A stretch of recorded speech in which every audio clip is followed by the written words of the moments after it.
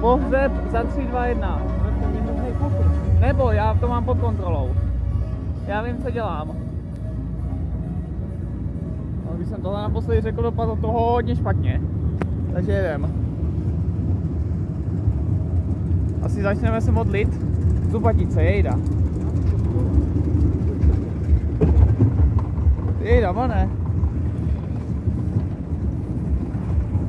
Tady zpěvák kapely Le Cloche. Neboj, já to mám pod kontrolou. Možná. Z toho bude průser. Ale ty to vždycky posera. Ne, počkej, ne, nejde to nějak zpomalit, ať to zpomalí. Ne, ty voko, to je vysoko, ať to zpomalí, já se bojím. Ne, ne, ne, ne.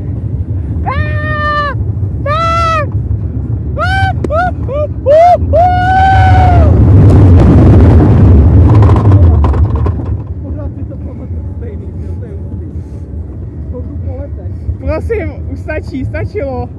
Můj žaludek to nedává. Bude fontána potom. Ne, ne, ne, já budu hodnej, už budu hodnej. Fakt už budu hodnej.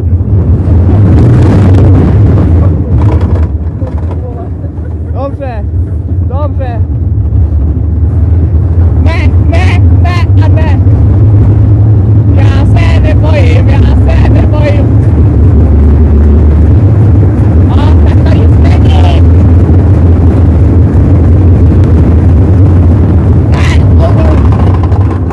To nic není, za chvilku nám to urazí policie jenom, ale to je v pohodě, že jo? Díl 26. zvěte dál, protože tady bude fakt řvat.